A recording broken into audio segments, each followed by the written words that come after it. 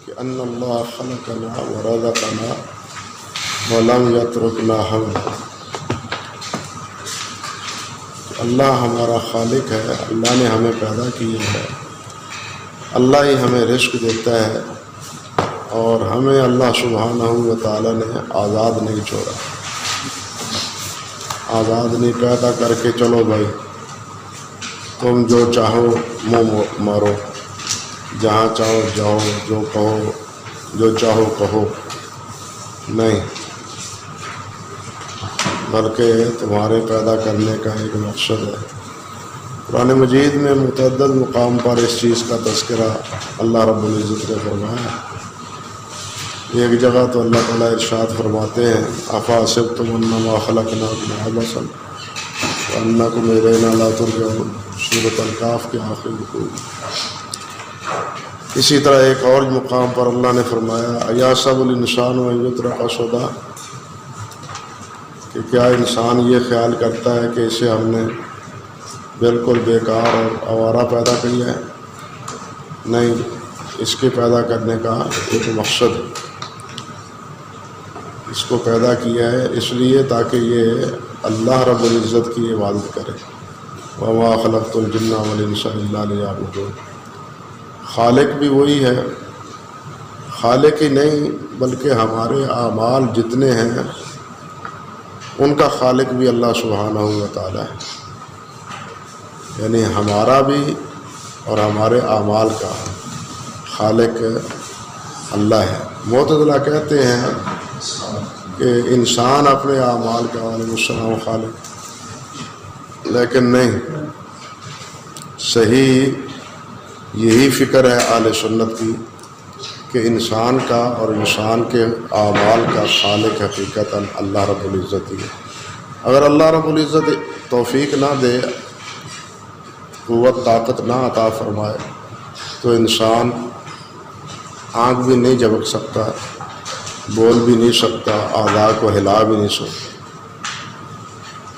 اللہ تعالیٰ نے جس طرح فرمایا اللہ خالق کل شیء، اللہ ہر چیز کا خالق، اور ایک جگہ فرمایا واللہ خلقکم وما تعملون، اللہ نے تمہیں پیدا کیا اور جو تم عمل کرتے ہو اس کو بھی اللہ نے پیدا کیا، اس لیے ہر چیز کا خالق اللہ سبحانہ و تعالیٰ ہے۔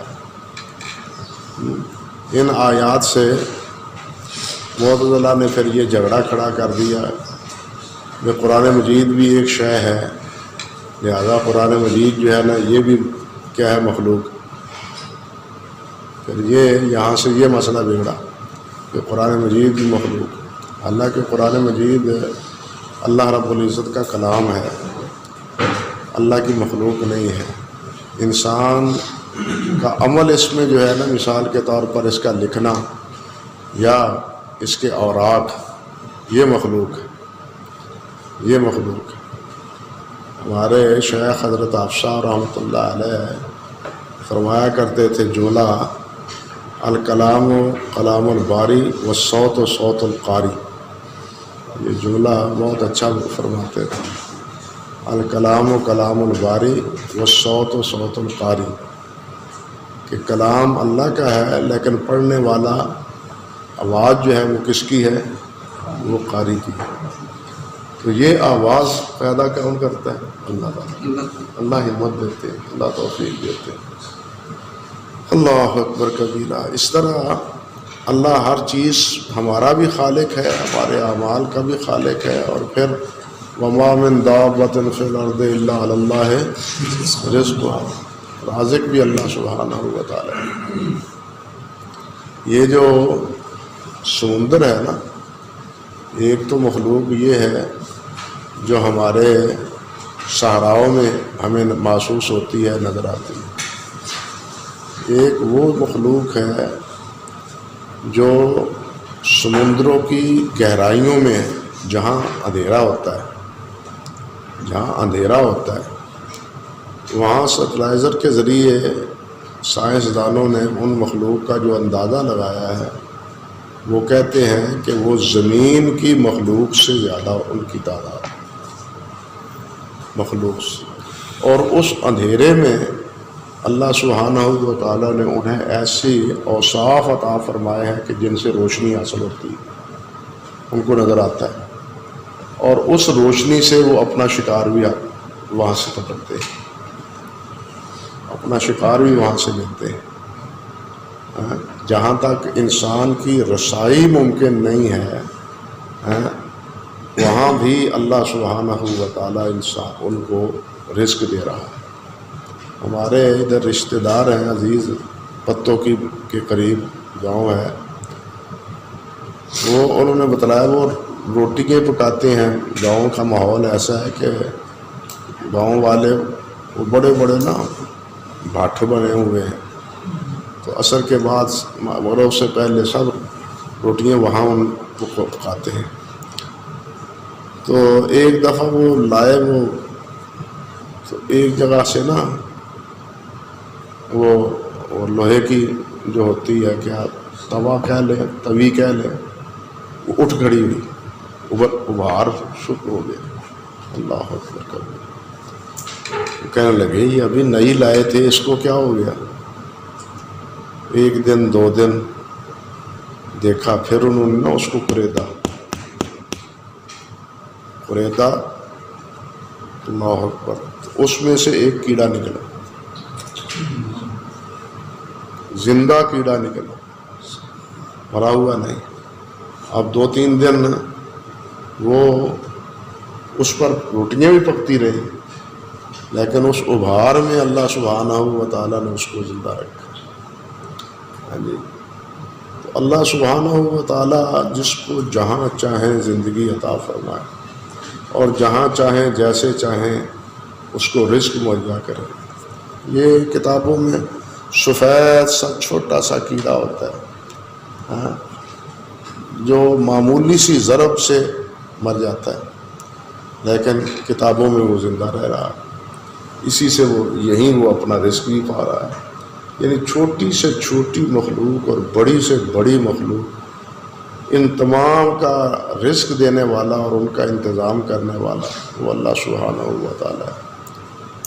دیکھیے نا، شیر سے ہر ایک چیز بھاگتی ہے، ڈرتی ہے، خوف زدہ ہوتی ہے، لیکن شیر گوشت ہی کھاتا ہے، شیر کبھی گھاس نہیں کھاتا، وہ ہمیشہ اللہ اس کو گوشت ہی دیتا ہے۔ اور یہ بھی ایک عجیب تماشا ہے کہ شیر بذات خود شکار نہیں کرتا، شیرنی شکار کرتی، اس کی مادہ جو ہے شکار وہ کرتی ہے، شیر خود شکار نہیں کرتا، بادشاہ ہے نا، اس لیے وہ نہیں شکار کرتا۔ یہ اللہ سبحانہ و تعالیٰ کی تقسیم ہے۔ پھر جس کو اللہ ذوالجلال نے جو رزق عطا فرمایا ہے، جو اس کا مقدر رزق بنایا ہے، وہ اسی کو کھا رہا ہے۔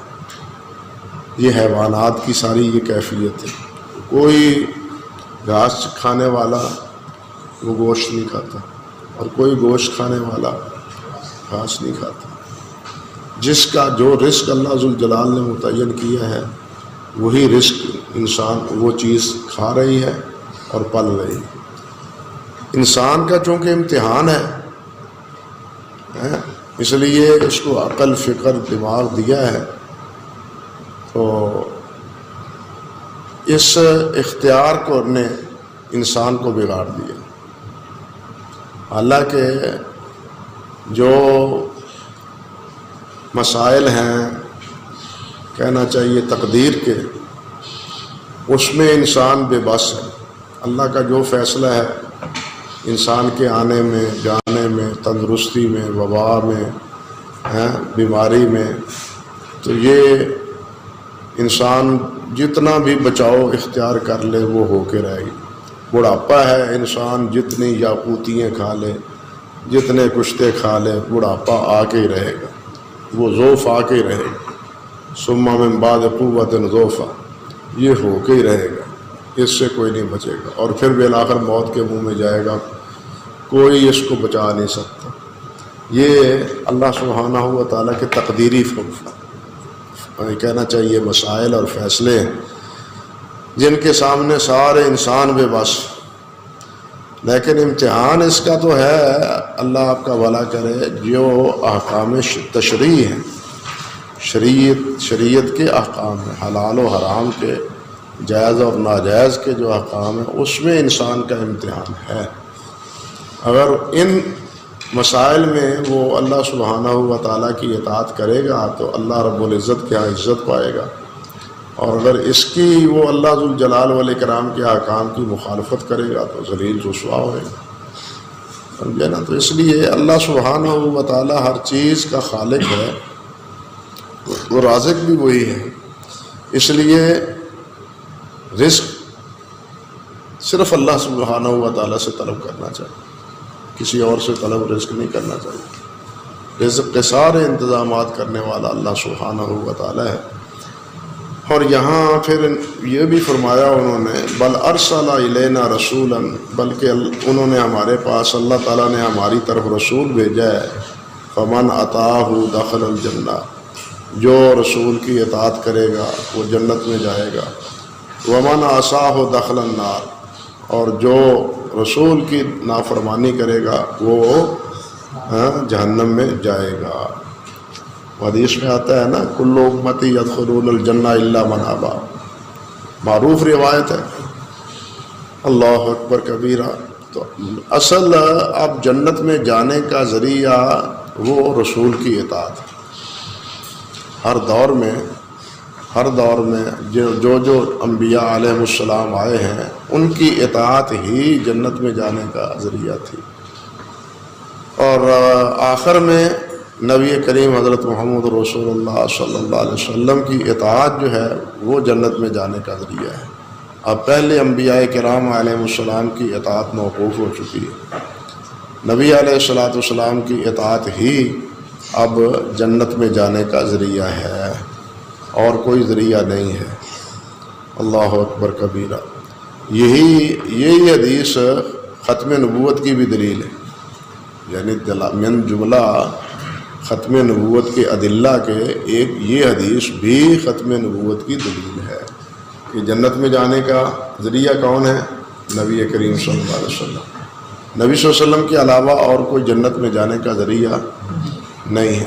یہ مقام اور مرتبہ ہے نبی صلی اللہ علیہ وسلم کا، حتیٰ کہ ابو بکر صدیق رضی اللہ تعالی عنہ، جن کے بارے میں حضرت عمر فاروق رضی اللہ تعالیٰ عنہ نے فرمایا ہے کہ اگر ابو بکر صدیق رضی اللہ تعالیٰ عنہ کا ایمان ایک پلڑے میں رکھا جائے اور دوسرے پلڑے میں پوری امتوں کا ایمان رکھا جائے تو ابو بکر کا ایمان بڑھ جائے گا، ابو بکر کا ایمان بڑھ جائے گا۔ یہ حضرت عمر فاروق سے موقوفاً ہے، مرفوعاً بھی یہ روایت ہے اگرچہ اس میں کلام ہے۔ تو ابو بکر صدیق رضی اللہ تعالی عنہ نے بھی فرمایا تھا اپنے پہلے خطبے میں، بدایہ والنہایہ میں حافظ ابن کثیر رحمۃ اللہ علیہ نے ذکر کیا ہے کہ حضرت ابو بکر صدیق نے فرمایا تھا کہ میری اطاعت اس وقت تک کرو جب میں اللہ اور اللہ کے رسول کا اطاعت گزار، اور اگر میں اللہ اور اللہ کے رسول کی نافرمانی کروں تو پھر میری اطاعت تمہارے اوپر لازم نہیں۔ اس لیے اطاعت لازم ہے اللہ کے رسول کی، اور اللہ کے رسول کی اطاعت ہی انسان کے لیے جنت جانے کا باعث ہے۔ کسی امتی کی اطاعت جنت میں جانے کا سبب نہیں ہے، الا یہ کہ وہ اللہ کے رسول کی اطاعت کرے، اللہ کے رسول کی اطاعت۔ اللہ اکبر کبیرہ۔ والدلیل قوله تعالی انا ارسلنا الیکم رسولا شاہدا علیکم کما ارسلنا الی فرعون رسولا فعصى فرعون الرسول فاخذناه اخذا وبیلا۔ یہ اللہ سبحانہ و تعالیٰ کا فرمان ہے سورۃ المزمل میں کہ ہم نے تمہاری طرف رسول بنا کے بھیجا ہے شاہدن، جو گواہ ہے تمہارے اوپر، کما ارسلنا الی فرعون رسولا، جس طرح کہ فرعون کی طرف ہم نے رسول بھیجا۔ یہاں ایک بات عجیب ہے کہ یہ شاہد کا معنی مختلف کیا ہے ہمارے مجدد میات و حاضرہ نے۔ جانتے ہیں مجدد میاں حاضرہ کون ہے؟ احمد رضا خان صاحب۔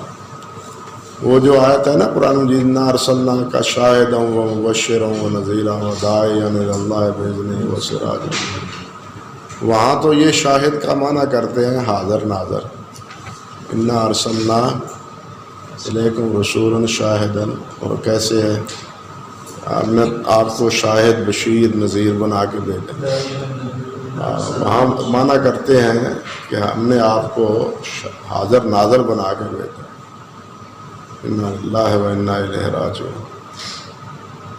حالانکہ عجیب بات ہے یہ جو قرآن مجید میں ہے نا، لتکون شہداء علی الناس ویکون الرسول علیکم شہیدا، اس کا مطلب یہ ہے کہ ہم بھی سب کے اوپر حاضر ناظر ہیں، جبکہ اسی آیت کے حاشیے میں مولوی مراد علی نے لکھا ہے کہ انبیاء کرام علیہ السلام پر ان کی امتوں کے اعمال پیش کیے جاتے ہیں، جس کی وجہ سے انبیاء اپنی امتوں کے اعمال سے آگاہ ہوتے ہیں، حاضر ناظر ہونے کی وجہ سے نہیں، اللہ تعالیٰ کی طرف سے آگاہی دینے کی وجہ سے، سمجھے نا۔ پھر ایک جگہ اللہ سبحانہ و تعالیٰ نے فرمایا نا، وما كنت بجانب الغربی اذ قضینا الی موسیٰ الامر وما كنت من الشاہدین، وما كنت من الشاہدین۔ اب یہاں معنی کیا کرتے ہیں؟ آپ وہاں حاضر نہیں تھے، یہاں اس آیت کا ترجمہ کرتے ہیں آپ وہاں حاضر نہیں تھے۔ اگر ما کنت من الشاہدین حاضر نہیں تھے تو شاہد کا معنی حاضر ناظر کیسے ہو گیا؟ بات سمجھے یا نہیں سمجھے؟ تو شاہد کا معنی پھر حاضر ناظر کیسے ہوا؟ تو خیر یہ تو ایک ضمنی بات تھی تاکہ یہ لفظی معنی پر آپ کی نگاہ رہے، اور ان کی یہ کہنا چاہیے تعریف معنوی وہ بھی آپ کے سامنے آئے۔ یہاں اللہ سبحانہ و تعالیٰ نے نبی علیہ السلام کو فرمایا کہ آپ اسی طرح رسول ہیں جس طرح کہ فرعون کی طرف موسیٰ علیہ السلام کو ہم نے رسول بنایا تھا، اور فرعون نے پھر رسول کی کیا کی تھی؟ مخالفت، نافرمانی، اثر رسول، یعنی رسول کی نافرمانی فرعون کی ہلاکت کا موجب بنی، رسول کی نافرمانی ہلاکت کا موجب ہے، اور یہ نافرمانی فرعون کی یہ ایک کتاب اللہ کی نافرمانی نہ تھی، کتاب اللہ کی تورات کی نافرمانی نہیں تھی۔ تورات تو ایک عرصہ بعد اللہ سبحانہ و تعالیٰ نے موسیٰ علیہ السلام کو عطا فرمائی، فرعون کی ہلاکت کے مدت بعد، طویل مدت بعد، وادی طی میں 40 سال تک مارے پھرنے کے بعد پھر کہیں جا کے اللہ تعالیٰ نے موسیٰ علیہ السلام کو تورات پر بلا، اپنے طور پر بلا کے، پہاڑ پر بلا کے تورات عطا فرمائی۔ تو یہ نافرمانی کس کا نتیجہ تھی؟ تورات کی کتاب اللہ کی نافرمانی نہیں تھی، رسول کی نافرمانی تھی۔ اور استدلال یہی ہے کہ رسول کی نافرمانی نتیجہ ہے کہاں؟ اللہ کے عذاب۔ رسول کی نافرمانی نتیجہ ہے اللہ کے عذاب کا، اللہ کی پکڑ کا۔ اور یہ بات یہ جو ہے نا تورات، اس میں بھی موجود ہے، استثناء کا باب نمبر 18 ہے اور آیت نمبر 15 اور 16 ہے، اس میں یہ چیز موجود ہے کہ میں خداوند تیرے بھائیوں میں میرے بھائیوں میں میری مانند ایک نبی برپا کرے گا۔ خداوند میرے بھائیوں میں میری مانند ایک نبی برپا کرے گا۔ اب موسیٰ علیہ السلام کی طرف سے یہ میرے بھائی کون ہیں؟ یہ بنو اسماعیل میں ہیں۔ موسیٰ علیہ السلام تو بنی اسرائیل سے تھے نا، تو ان کے بھائیوں میں سے جو رسول برپا ہونا ہے وہ کون ہے؟ وہ بنو اسماعیل میں ہے، اور میری مانند رسول ہوگا، جس طرح یہاں اللہ ذوالجلال والاکرام نے کما ارسلنا الی فرعون رسولا، تو یہ مماثلت نبی علیہ الصلوۃ والسلام کے ساتھ ہے، عیسیٰ علیہ السلام کے ساتھ نہیں۔ کیوں؟ اس لیے کہ جس طرح حضرت موسیٰ علیہ السلام جو ہیں وہ پرورش انہوں نے پائی ہے فرعون کے گھر، اور پرورش پانے کے بعد پھر موسیٰ علیہ السلام نے اس علاقے کو چھوڑ کے ہجرت کی ہے، پھر اللہ سبحانہ و تعالیٰ نے انہیں بیوی عطا فرمائی ہے، پھر اللہ تعالیٰ نے انہیں اولاد عطا فرمائی ہے، پھر انہوں نے اللہ ذوالجلال والاکرام کے حکم سے جہاد کیا ہے۔ اب یہ سارے اوصاف نبی علیہ الصلوۃ والسلام کے ساتھ، آپ نے ہجرت بھی کی ہے، آپ نے شادیاں بھی کی ہیں، آپ نے جہاد بھی کیا ہے، یعنی جو یہ مماثلت ہے وہ حضرت موسیٰ علیہ الصلوۃ والسلام کے ساتھ ہیں۔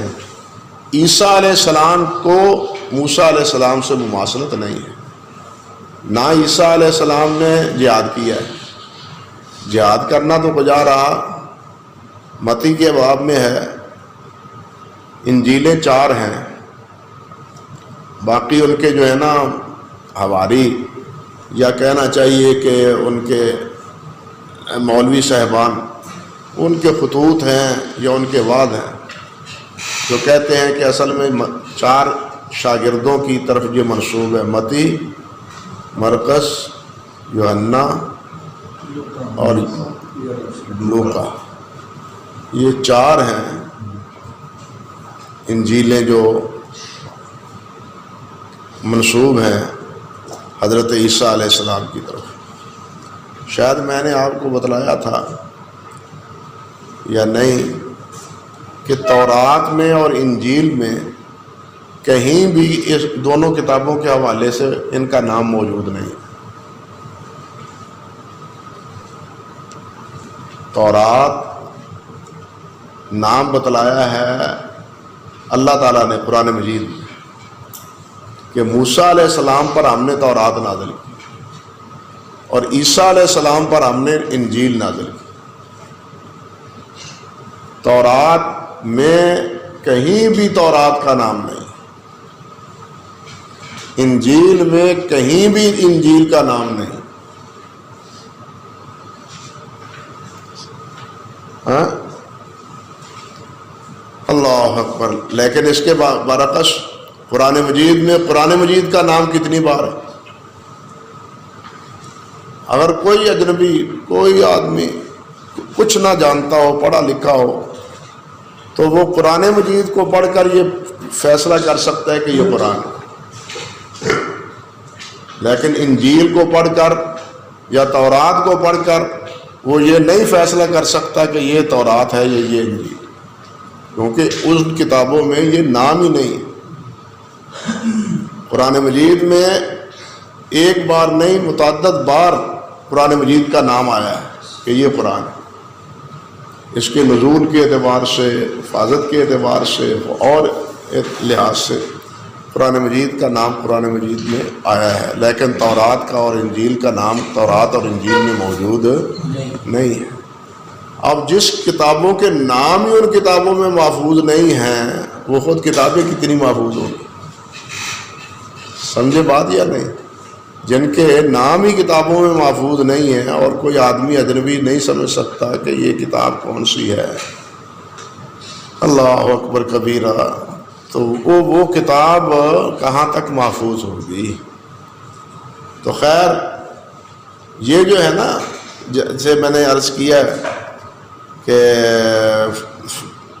کما ارسلنا علیکم کما ارسلنا الی فرعون رسولا، اس حوالے سے حضرت قاضی سلمان منصور پوری رحمۃ اللہ علیہ نے یہ ان کی معروف زمانہ کتاب رحمۃ اللہ عالمین اس میں اس پر بہت اچھی بحث کی ہے قاری سلیمان صاحب منصور پوری رحمۃ اللہ علیہ نے۔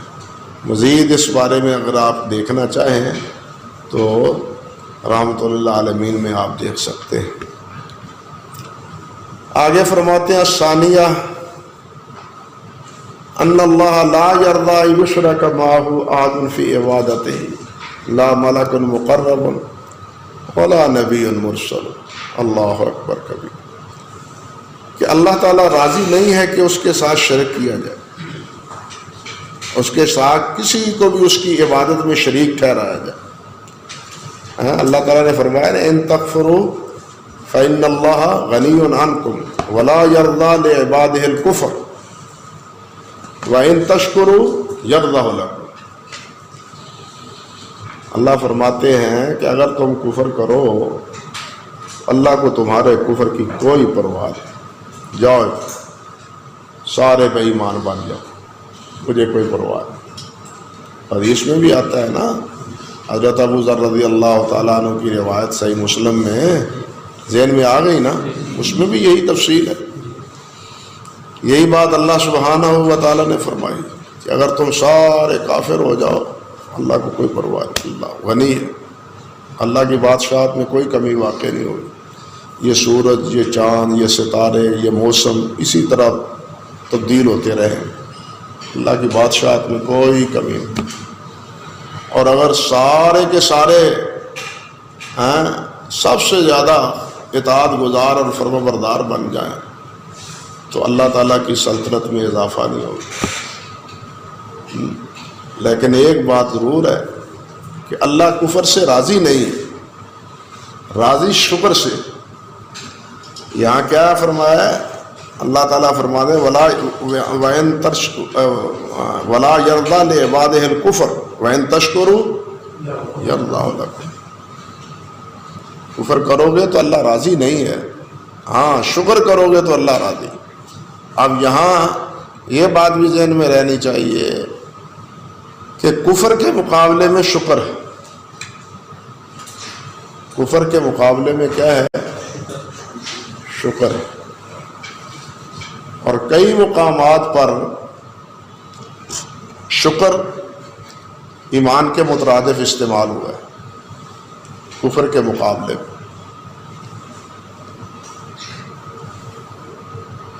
میں نے بتلایا تھا آپ کو حافظ ابن قیم رحمۃ اللہ علیہ کے حوالے سے کہ ایمان کی ساری کیفیت جو ہے نا وہ کیا ہے؟ دو چیزوں میں، صبر میں اور شکر، دو ہی چیزیں ہیں، صبر اور شکر۔ اللہ اکبر۔ تو کیسے ہے حضرت سلیمان علیہ السلام کی بات ہے نا، جب تخت ان کے سامنے آیا تھا تو اس وقت انہوں نے کیا جملہ استعمال کیا تھا؟ اکفر۔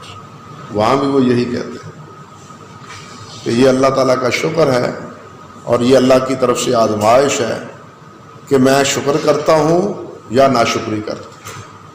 یہاں ناشکری کو انہوں نے کس لفظ سے تعبیر کیا ہے؟ کفر سے۔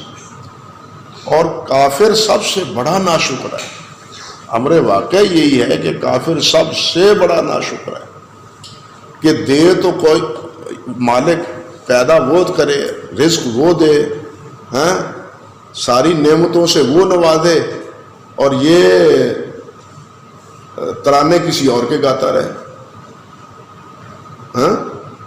ترانے ان کے گاتا رہے جو خود اپنے ہاتھوں سے جن کو بناتے ہیں، اللہ کی مخلوق کو، درختوں کو، پانیوں کو، سانپوں کو، بچھوؤں کو، پناہ بخدا اتنا غلیظ مذہب مشرکوں کا۔ تو سب سے بڑا ناشکرہ جو ہے نا وہ کافر، سب سے بڑا ناشکرہ کافر۔ اللہ اکبر کبیرہ۔ چلیے یہاں اتنی بات ہی کافی ہے، پھر صحیح ہے باقی۔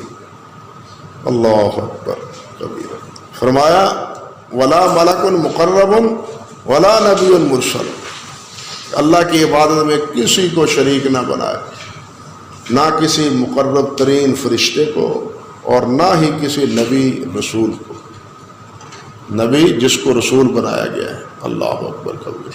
نبی سے رسول، یعنی یہ کہیے کہ 3 لفظ ایسے ہیں، نبی، رسول، قتال، جہاد، مسلمان اور مومن.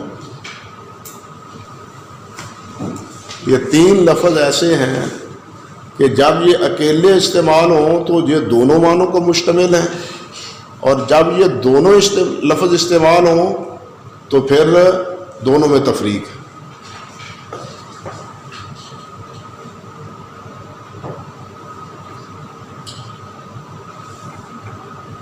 سورۃ حجرات میں ہے نا، اللہ سبحانہ و تعالیٰ کا وہ فرمان کیسے، قالت الاعراب آمنا کونوا اسلم. یہ واضح دلیل ہے کہ اسلام اور ایمان میں فرق ہے. باقی باتیں تو چھوڑے نا، پھر لمبی بات ہو جائے گی، ادھر ادھر نکل جائے گی. اسی پر اشارہ کافی ہے. اور رسول اور نبی، حافظ ابن تیمیہ رحمۃ اللہ علیہ نے النبوات، ان کی کتاب ہے بہت اچھی، پتہ نہیں یہاں ہے کہ نہیں آپ کے خزانے میں. النبوات میں بہت اچھی تعریف کی ہے. اس مسئلے میں بڑا اختلاف ہے کہ نبی اور رسول میں کیا فرق ہے. بعض کہتے ہیں کہ رسول وہ ہوتا ہے جس پر کتاب ہو، لیکن یہ تعریف صحیح نہیں ہے. حضرت یوسف علیہ السلام کو اللہ تعالیٰ نے رسول کہا ہے، لیکن کسی کتاب کا تذکرہ ان کے بارے میں نہیں ہے. رسول وہ ہوتا ہے جو ایک کافر کی طرف داعی ہو، کافر کو دعوت دینے والا ہو.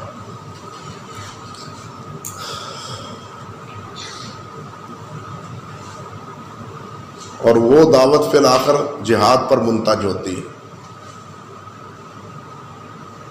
اور نبی وہ ہوتا ہے جو امت کی اصلاح کے لیے اللہ ذوالجلال اس کو مبعوث فرماتا ہے. تبھی اللہ نے نبی صلی اللہ علیہ وسلم علماء ورثۃ الانبیاء کہا ہے، ورثۃ الرسل نہیں کہا. وہ سمجھ گئے بات کچھ، اللہ کرے سمجھ جاؤ یار.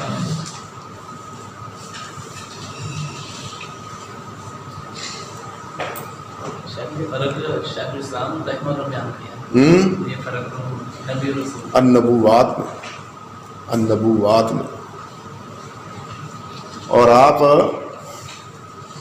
حیران ہوں گے کہ علامہ انور شاہ کشمیری نے بھی فرمایا ہے ایک جگہ، فیض الباری میں یا پتہ نہیں کس جگہ، یاد نہیں مجھے اس وقت، کہ سب سے اچھی تعریف وہی ہے نبوی اور رسول کے مابین فرق کی جو ابن تیمیہ نے کی، انہوں نے بھی تسلیم کی. اور تیسری چیز ہے قتال اور جہاد. ہر جہاد قتال ہے، لیکن ہر قتال جو ہے وہ جہاد میں شامل ہے، لیکن ہر جہاد جو ہے وہ قتال نہیں ہے. جہاد کا دائرہ بہت وسیع ہے، قتال کا دائرہ ہے صرف تلوار کے ساتھ.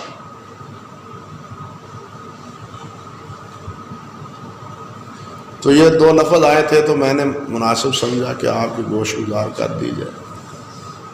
اللہ اکبر کبیرہ. نہ ملک مقرب ولا نبی مرسل. اللہ اکبر کبیرہ. اللہ ذوالجلال والاکرام نے فرمایا ہے نا، وما کان لبشر ان یؤتی اللہ الکتاب والحکم والنبوۃ ثم یقول للناس کونوا عبادا لی من دون اللہ ولکن کونوا ربانیین بما کنتم تعلمون الکتاب وبما کنتم تدرسون. یہ ساری آیت آخر تک. کسی انسان کے لیے یہ گنجائش نہیں ہے کہ اللہ اس کو نبوت دے، حکم دے، کتاب دے، اور پھر لوگوں سے وہ یہ کہے او اللہ کے علاوہ میری عبادت کرو، میری پوجا کرو. کسی کے یہ لائق نہیں. اس لیے نبی جو ہیں یا رسول جو ہیں وہ اللہ رب العزت کی عبادت کی دعوت دیتے ہیں، کسی اور کی عبادت کی دعوت انبیاء علیہ السلام نہیں دیتے. یہاں انہوں نے اپنے اس دعوے کے لیے دلیل دی ہے، والدلیل قولہ تعالی وَأَنَّ الْمَسَاجِدَ لِلَّهِ فَلَا تَدْعُوا مَعَ اللَّهِ أَحَدًا، کہ مساجد سجدے کرنے کی جگہ یہ اللہ کے لیے ہے، تو اللہ کے ساتھ کسی کو بھی مت پکارو، اللہ کے ساتھ کسی کو نہ پکارو، صرف اللہ رب العزت ہی کو پکارو۔ بعض نے اس کے معنی کیا مساجد کا سجدہ، کہ یہ سجدے اللہ کے لیے ہیں، سجدے اللہ کے لیے ہیں اور اللہ کے علاوہ کسی کو نہ پکارو۔ دونوں مفہوم بھی ہیں کہ مسجدیں اللہ ذوالجلال والاکرام کے لیے ہیں۔ اللہ اکبر۔ لیکن آج کل تو وہ بالکل اسی طرح جس طرح بیت اللہ میں 365 بت رکھے ہوئے تھے ان ظالموں نے، آج کل مسجدیں ہمارے اہل سنت کہلانے والے معاذ اللہ ثم استغفر اللہ، انہوں نے مسجدوں پر جو کچھ لکھ دیا ہے، اور وہ بھی محراب کی دیوار پر، اللہ معاف فرمائے، وہ کسی لحاظ سے بھی وہ مکے کے مشرکوں سے کم وہ کلمات نہیں ہیں۔ انہوں نے تو مورتیں بنائی تھیں، انہوں نے مورتیں نہیں سجائی مسجد میں، صرف قبریں بنا لی ہیں، پیچھے قبریں بنا لی ہیں، لیکن فکر وہی ہے، غوث العظم کے نام پر، حضرت علی کے نام پر اشعار، انا للہ۔ بلکہ یہ ہمارے رافضی ان کا تو وہ جو حضرت علی رضا ہے نا، ایک دفعہ کلپ دیکھا اس کے دربار پر یہ باب الحوائج نام رکھا ہوا، شاید آپ نے بھی، باب الحوائج، یہ شیخ عبد القادر جیلانی کا عرس ہوتا ہے، یعنی بڑی 11ویں، وہاں بغداد میں جو جاتے ہیں، بڑی 11ویں پر بھی جاتے ہیں، بغداد میں جاتے ہیں، اور وہاں جا کے پھر یا شیخ عبد القادر جیلانی شیئن للہ، یا شیخ عبد القادر جیلانی شیئن للہ، وہ ایسے پکارتے ہیں پناہ بخدا جیسے اللہ ذوالجلال والاکرام کو پکارا جاتا ہے۔ اللہ کے حضرت شیخ عبد القادر جیلانی رحمۃ اللہ علیہ نے فرمایا ہے خود، اللہ اکبر کبیرہ، خود انہوں نے فرمایا کہ جو اللہ کا بندہ ہے یا جو نبی کا وارث ہے، وہ نبی کی وراثت میں مخلوق کو اللہ کی دعوت دیتا ہے، وہ مخلوق کو اپنی طرف دعوت نہیں دیتا۔ جو اپنی طرف دعوت دیتا ہے وہ منافق ہے، جو اپنی طرف دعوت دیتا ہے وہ منافق ہے۔ فتح الربانی ان کے خطبات اور مواعظ کا مجموعہ ہے، اس میں بہت اچھی باتیں انہوں نے فرمائی ہیں اس حوالے سے۔ اللہ اکبر کبیرہ۔ فرماتے ہیں الثالثہ ان من اطاع الرسول وحد اللہ لا يجوز له موالات من حاد اللہ ورسولہ ولو كان اقرب قریب۔ اللہ اکبر کبیرہ۔ تیسری چیز جو ضروری ہے وہ کیا ہے کہ جو اللہ کے رسول کی اطاعت کرتا ہے، ووحد اللہ، اور اللہ کو ایک جانتا ہے، یعنی توحید اور رسالت، ان دونوں پر صحیح معنوں میں ایمان رکھتا ہے، تو اس کے لیے یہ جائز نہیں ہے کہ وہ موالات رکھے من حاد اللہ ورسولہ، جو اللہ اور اللہ کے رسول کے مخالف، جو اللہ اور اللہ کے رسول کا باغی ہے، اس سے اس کا ناطہ، اس سے اس کا تعلق اور اس سے اس کی مودت اور اخوت وہ نہیں۔ مسلمانوں کی اخوت مسلمان سے ہونی چاہیے، مومن کی مومن سے ہونی چاہیے، کافر سے نہیں ہونی چاہیے۔ اور متعدد مقام پر یہ چیز اللہ سبحانہ و تعالیٰ نے بیان فرمائی ہے، یہ دلیل بھی انہوں نے آگے دی ہے سورۃ المجادلہ کی، وَلَا تَجِدُ قَوْمًا يُؤْمِنُونَ بِاللَّهِ وَالْيَوْمِ الْآخِرِ يُوَادُّونَ مَنْ حَادَّ اللَّهَ وَرَسُولَهُ وَلَوْ كَانُوا آبَاءَهُمْ أَوْ أَبْنَاءَهُمْ أَوْ إِخْوَانَهُمْ أَوْ عَشِيرَتَهُمْ أُولَٰئِكَ كَتَبَ فِي قُلُوبِهِمُ الْإِيمَانَ وَأَيَّدَهُمْ بِرُوحٍ مِّنْهُ وَيُدْخِلُهُمْ جَنَّاتٍ تَجْرِي مِن تَحْتِهَا الْأَنْهَارُ خَالِدِينَ فِيهَا رضی اللہ عنہم ورضوا عنہ اولئک حزب اللہ الا ان حزب اللہ هم المفلحون اللہ اکبر کبیرہ۔ بلکہ اسارہ بدر کے موقع پر حضرت عمر فاروق رضی اللہ تعالیٰ عنہ نے جو فرمائی تھی بات، حضرت ابوبکر صدیق نے تو کہا تھا نا کہ فدیہ لے کے ان سے درگزر کر لینا چاہیے، لیکن حضرت عمر فاروق رضی اللہ تعالیٰ عنہ کی رائے کیا تھی؟ وہ فرمانے لگے جو میرے رشتہ دار ہیں وہ میرے حوالے کر دیں، جو ابو بکر کے رشتہ دار ہیں ان کے حوالے کر دیں، جو علی کے رشتہ دار ہیں وہ ان کے حوالے کر دیں، اور سب کی گردنیں اڑا دیں۔ ہاں مشہور ہے نا یہ واقعہ۔ رشتہ داری کہاں؟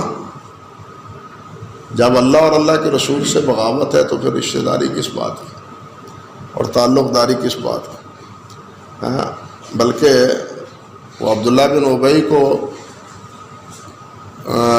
میں ان کے بیٹے نے عبداللہ نے ہی کہا تھا نا نبی علیہ الصلوۃ والسلام سے، جب انہیں پتہ چلا کہ نبی صلی اللہ علیہ وسلم ناراض ہیں تو انہوں نے خود ہی جا کے پیشکش کی کہ اگر اس کا خاتمہ مطلوب ہے آپ کو تو یہ فریضہ میرے سپرد کرے، کسی اور کے سپرد نہ کرے، میں اپنے باپ کی گردن اڑاؤں۔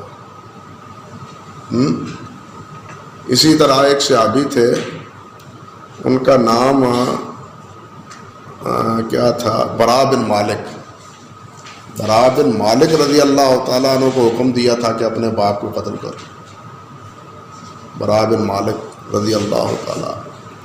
مصعب بن عمیر تھے تو انہوں نے اپنے بھائی کو قید کیا تھا۔ بدر کے موقع پر یہ واقعات موجود ہیں۔ غزوہ بدر کی تاریخ آپ پڑھیں تو قیدیوں کے بارے میں یہ ساری تفصیلات آپ کو تاریخ کے اوراق میں مل جائیں گے۔ اللہ اکبر۔ اللہ سبحانہ و تعالیٰ نے ایک اور جگہ بھی فرمایا کہ یا ایھا الذین آمنوا لا تتخذوا بطانۃ من دونکم، اپنے علاوہ کسی اور کو رازدان اپنا نہ بناؤ۔ اور ایک جگہ فرمایا کہ یا ایھا الذین آمنوا لا تتخذوا اليہود والنصارى اولیاء، کہ ایمان والوں تو یہود و نصارہ کو اپنا دوست نہ بنا۔ بلکہ سورۃ انفال کی جو آخری آیت ہے نا، قرآن مجید یہ پکڑا ہے نا،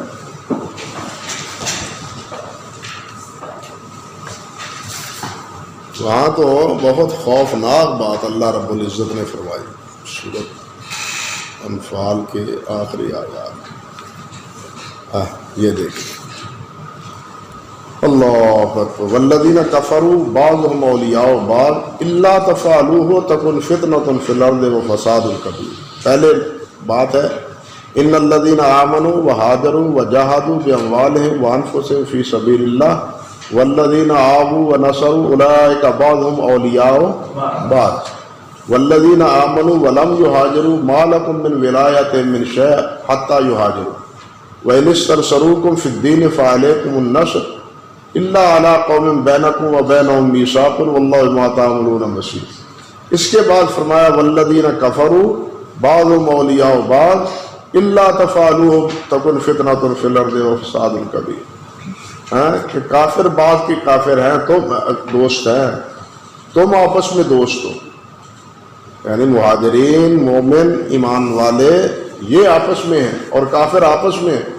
اگر یہ تفریق نہ کرو گے تو تکن فتنة فی الارض وفساد کبیر، تو پھر بہت بڑا زمین پر فساد ہوگا، بہت بڑا فساد ہوگا۔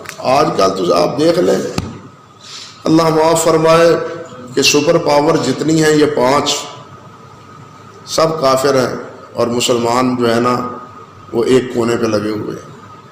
ان میں سے 5 ایک بھی ویٹو کر دیے کسی مسئلے کے بارے میں تو کوئی کام جو ہے نا ہو نہیں سکتا۔ الکفر ملت واحدہ۔ لیکن افسوس یہ ہے کہ ہم اور ہمارے مسلمان حکمرانوں کو یہ بات سمجھ نہیں آتی، یہ ہمارے حکمرانوں کو سمجھ نہیں آتی یہ بات۔ وہ پھر بھی اپنی بجائے ان کافروں کے ہی اطاعت گزار اور فرما بردار بننے میں اپنا فخر سمجھے ہوئے ہیں۔ اللہ کے جس چیز کو اللہ سبحانہ و تعالیٰ نے فرمایا، کتنے واضح الفاظ ہیں سورۃ المائدہ میں ان اشد الناس عداوۃ للذین آمنوا الیہود، سب سے زیادہ دشمنی جو ہے مسلمانوں کے ساتھ وہ یہود کو، یہود سب سے بڑے فتان ہیں اور وہی استعمال کرتے ہیں نصارہ کو، یہود نصارہ کو استعمال کرتے ہیں، اور دوسرے پھر مشرک ہیں یہ ہندو جو قبر پرست ہے، اپنا قبر پرست کہتا ہوں، بت پرست ہے، بالکل مشرکین کی طرح، مشرکین کی طرح، بلکہ ان سے بھی بدتر یہود اور ہنود، یہ دونوں، اور دونوں میں قدر مشترک گاؤں پرستی ہے، دونوں میں قدر مشترک کیا ہے؟ گاؤں پرستی۔ یہود میں بھی گاؤں پرستی تھی نا، اور یہ بھی گاؤں پرستی کر رہے ہیں، گاؤں ماتا۔ تو یہ سب سے بڑے مسلمان، یہ اب اللہ سبحانہ و تعالیٰ نے فرمایا، لیکن ہمارے پاکستان کے حکمران ہو وہ بھی جناب ہندوستان کے نیچے پیچھے جا رہے ہیں، اور دوسرے ہوں تو وہ نصارہ کے پیچھے، اور اب تو یہود کو بھی تسلیم کر لیا آپ کے مسلمانوں کہ آپ کا حق ہے، جی ٹھیک ہے، انا للہ و انا الیہ راجعون۔ تو حق یہی ہے۔ اب دیکھیے نا کہاں شیخ محمد بن عبد الوہاب رحمۃ اللہ علیہ کی یہ تعلیم، اور کہاں آج سعودی عرب کا مزاج، کہاں یہ تعلیم ہے ان کی کہ یہود و نصارہ کے ساتھ تمہارے موالات نہیں چاہیے۔ اب یہ سارے موالات ان کے ساتھ ہو رہے ہیں، ان کے تجارت ہو رہی ہے، لین دین ہو رہے ہیں، اسلحہ ان سے لیا جا رہا ہے۔ وہ بے وقوفو، اس اسلحے کا کیا فائدہ جس کا توڑ ان کے پاس موجود ہے؟ تمہیں تو وہ دیں گے جو دوسرے درجے کا ہے، پہلے درجے کا تو تمہیں دیں گے نہیں، خود کچھ نہیں کرنا۔ بلکہ وہ ہمارے پاکستان کے مولوی صاحب تھے، فوت ہو گئے ہیں، دیوبندی، انہوں نے بہت اچھی بات کہی۔ وہ کہتے ہیں کہ اللہ تعالیٰ نے فرمایا وَإِدُّوا لَهُم مَّا اسْتَطَعْتُم مِّن قُوَّةٍ وَمِن رِّبَاطِ الْخَيْلِ، اللہ نے یہ حکم دیا۔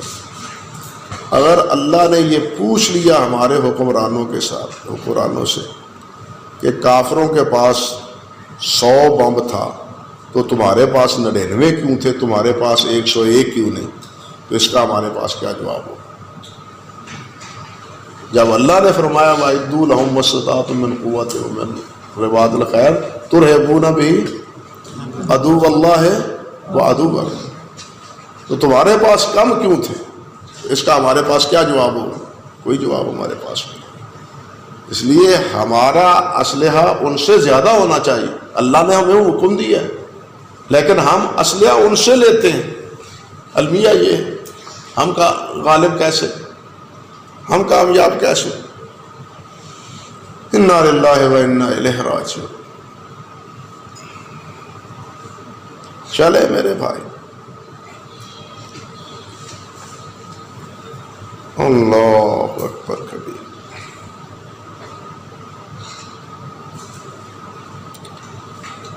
آگے کیا فرماتے ہیں؟ وَعْلَمْ، اعلم ارشدک اللہ لطاعتہ، اللہ تمہیں اپنی اطاعت کی رہنمائی فرمائے۔ آمنا۔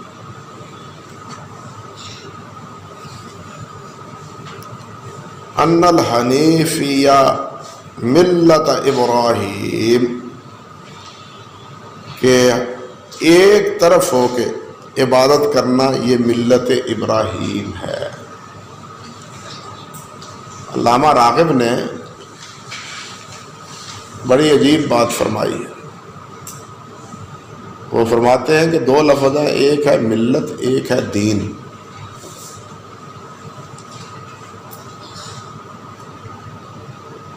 دین کا لفظ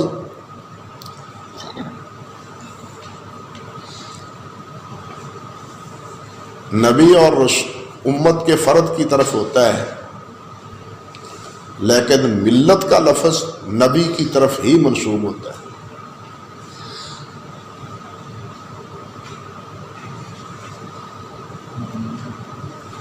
نبی کا ہاں، دین کا لفظ امت، فرد اور نبی کی طرف، دونوں طرف، دین ابراہیمی، ملت ابراہیمی۔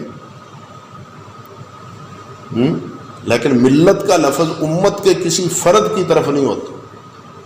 ہاں مجموعہ امت کی طرف ملت کا لفظ استعمال ہوتا ہے.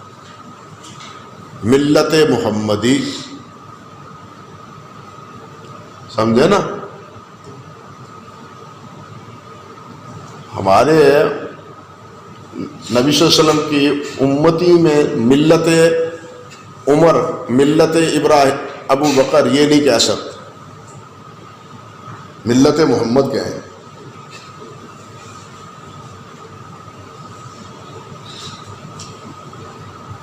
اللہ اکبر کبیر. اور نہ ہی ملت کا اطلاق اللہ کی طرف ہوتا ہے. ملت اللہ نہیں کہیں گے، دین اللہ کہیں گے.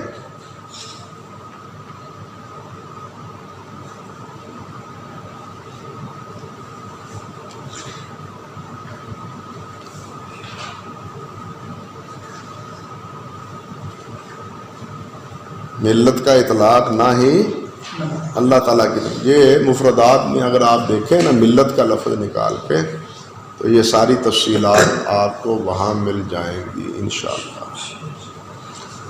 اللہ اکبر کبیرہ. اللہ اکبر. ما کان ابراہیم یہودی ولا نصرانی ولکن کان حنیفا مسلم. وَأَوْحَيْنَا إِلَيْكَ أَنِ اتَّبِعْ مِلَّةَ إِبْرَاهِيمَ حنیفا. حنیف ایک طرف ہو کر سب سے کٹ جانے والا، سب سے جدا ہونے والا. اللہ اکبر. حافظ ابن قیم رحمۃ اللہ علیہ نے بڑا لطیف لفظ بولا ہے کہ ابراہیم خلیل اللہ ہے، واتخذ اللہ ابراہیم خلیلا. اور خلیل وہ ہوتا ہے کہ جس کے دل میں اللہ کے علاوہ اور کسی کی محبت نہ ہو.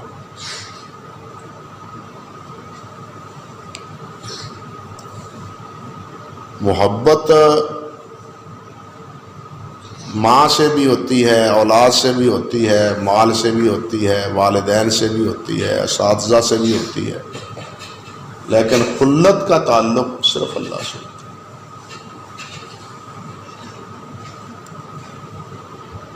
واتخذ اللہ ابراہیم خلیلا.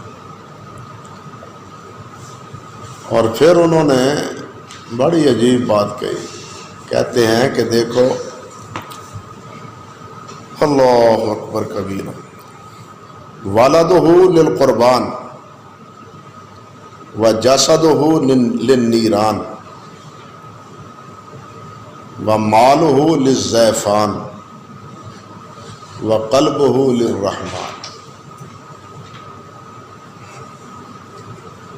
کچھ سمجھے بات؟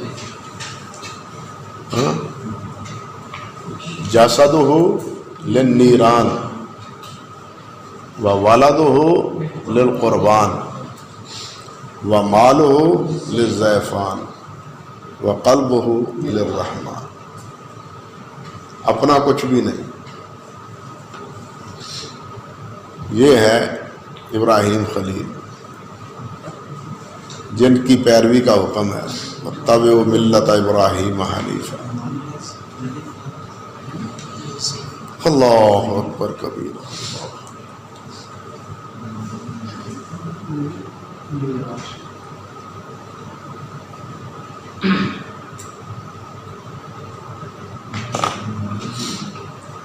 ہو گیا؟ مجھ سے پوچھے.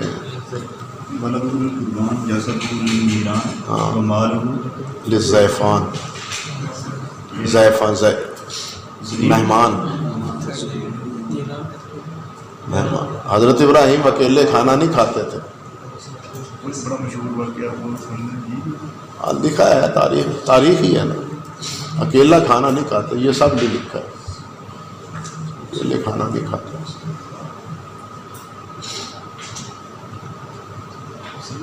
دین کے دین ابی بکر بھی کہہ سکتے ہیں، دین.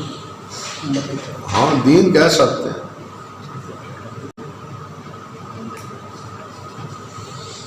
اللہ اکبر کبیرہ. اللہ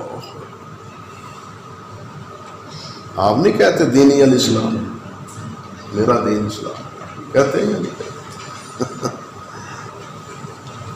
ملتی الاسلام نہیں کہہ سکتے، یہی فرق ہے۔ چلیے میرے بھائی، ان تعبد اللہ وحدہ مخلصا لہ الدین، اللہ اسی کے لیے دین کو خالص کرتے ہو جس میں کسی چیز کی آمیزش اور ملاوٹ نہ ہو۔ اخلاص وہ ہے کہ جس میں کسی چیز کی ملاوٹ نہ ہو۔ وہ اللہ سبحانہ و تعالی نے فرمایا نا کہ ان لکم فی الانعام لعبرۃ نسقیکم مما من بین فرث ودم لبنا خالصا، دودھ خالص، یعنی نہ اس میں گوبر کی بو نہ اس میں خون کی آمیزش، دونوں کے مابین اللہ نے نہر جاری کر دی۔ اللہ، اور سفید اس میں کلو دودھ ہے تو 2 کلو پانی ڈال دو وہ سفید ہی رہے گا، ایسا ہے لبنا خالص، کسی چیز کی آمیزش نہ ہو۔ تو یہاں بھی وما امروا الا لیعبدوا اللہ مخلصا لہ الدین، یہی حکم دیا اللہ نے، صرف یہی حکم دیا کہ خالص میری عبادت کرو، یعنی صرف یہ نہیں کہ اللہ کی عبادت کرو، صرف یہ حکم نہیں کہ اعبد اللہ، صرف یہ نہیں، بلکہ عبادت کرو خالص اللہ کی۔ وما امروا الا لیعبدوا اللہ مخلصین لہ الدین، یہ اور یہی مشکل ہے۔ اللہ کی عبادت تو بہت کرتے ہیں لیکن خالص اللہ کی عبادت کرنے والے کم، عبادت تو کرنے والے بہت ہیں، حتیٰ کہ کافر بھی اپنے دیر میں، اپنے معبد خانوں میں اپنی فکر کے اعتبار سے اللہ کی عبادت کر رہے ہیں، لیکن خالص عبادت کرنے والے کم۔ وما امروا الا لیعبدوا اللہ من کان یرجو لقاء ربہ فلیعمل عملا صالحا ولا یشرک بعبادت ربہ احد، لا یشرک، اور یہی مشکل ہے مسئلہ، یہی مسئلہ مشکل ہے، اور یہ اس لیے مشکل ہے کہ میرے بھائی اخلاص کو، عمل کو تو سارے جانتے ہیں، دیکھ لیتے ہیں، لیکن اخلاص کو صرف اللہ جانتا ہے، اخلاص کو صرف اللہ جانتا ہے۔ یہ تعلق ہے، یہ معاملہ ہے انسان کا اور انسان کے رب کا۔ اعمال ہم کرتے ہیں ان کو انسان جان دیتے ہیں، نماز کو جان لیتے ہیں، حج کو جان لیتے ہیں، روزے کو جان لیتے ہیں، لیکن اس کے اخلاص کو، خالص ہونے کو جو ہے نا وہ صرف اللہ سبحانہ و تعالی جانتا ہے۔ اور یہاں یہ بات بھی ذہن میں رہنا چاہیے، دنیا میں ہمارے معاملات اسلام پر ہیں اور آخرت میں ہمارے معاملات ایمان پر۔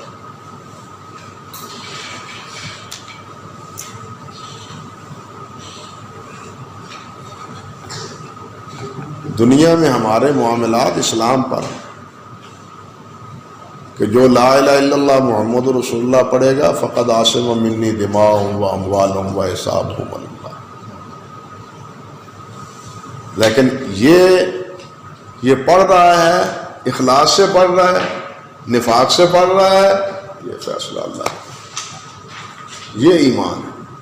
اسی کو کہا ہے ولیکن قولوا اسلمنا، اسی کو کہا ہے ولیکن قولوا اسلمنا ولما يدخل الایمان فی قلوبکم، اور یہی وہ قلوب ہے جس کے بارے میں فرمایا ہے کہ یعلم خائنۃ الاعین وما تخفی الصدور، یہ وما تخفی الصدور، یہی چیز اصل ایمان ہے۔ اور اصل ایمان وہی ہے نا جس طرح اللہ نے فرمایا ان الذین آمنوا وعملوا الصالحات، سورۃ بینہ کی آخری آیت کیسے ہے؟ اولئک هم خیر البریہ عدن تجری من تحتہا خالدین فیہا رضی اللہ عنہ ورضوا عنہ ذالک لمن خشی ربہ. اور یہ خشیہ ربہ بھی وہ ہے جو پہلے پارے میں کہہ دیا ہے الف لام میم ذالک الکتاب لا ریب فیہ ھدی للمتقین الذین یؤمنون بالغیب. یہ معاملہ بہت مشکل ہے جس کو ہم آسان سمجھتے ہیں. اللہ یہ آسان فرمائے، اللہ یہ آسان فرمائے. معاملہ بہت مشکل ہے. عمل کرنا آسان ہے لیکن خالص اللہ کے لیے کرنا مشکل. عمل کرنا آسان ہے، عمل کر لیتے ہیں، ہم سبھی کرتے ہیں، لیکن خالص اللہ کے لیے عمل کرنا یہ بہت مشکل ہے. ایسا عمل کہ جس میں اپنے نفس کا بھی کوئی حصہ نہ ہو، اپنے نفس کا بھی کوئی حصہ نہ ہو اور کسی اور کا بھی کوئی حصہ نہ ہو. ایسا عمل ہی انسان کے ہاں اللہ کے ہاں پذیرائی پاتا ہے. اللہ اکبر کبیرہ. ان تعبد اللہ وحدہ مخلصا لہ الدین وبذالک امر اللہ جمیع الناس. سب لوگوں کو اللہ نے یہی حکم دیا ہے وخلقہم لہا، اور اسی کے لیے اللہ ذوالجلال نے انہیں پیدا کیا ہے. کما قال اللہ تعالیٰ، جس طرح کہ اللہ سبحانہ و تعالیٰ نے فرمایا ہے وما خلقت الجن والانس الا لیعبدون. وما خلقت الجن والانس الا لیعبدون. ومعنی یعبدون یوحدون. اور یعبدون کا معنی کیا ہے؟ امام حضرت ابن عباس فرماتے ہیں لیقروا بعبادتی طوعا او کرہا. لیقروا لعبادتی طوعا او کرہا، کہ وہ میری عبادت کا اقرار کرے چاہتے ہوئے یا نہ چاہتے ہو. وما خلقت الجن والانس الا لیعبدون. اللہ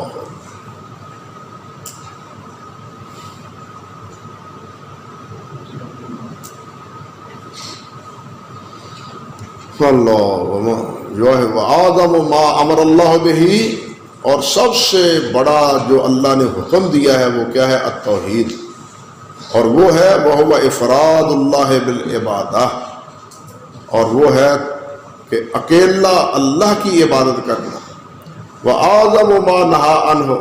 اور سب سے بڑا جس سے اللہ نے منع کیا ہے وہ کیا ہے؟ شرک ہے.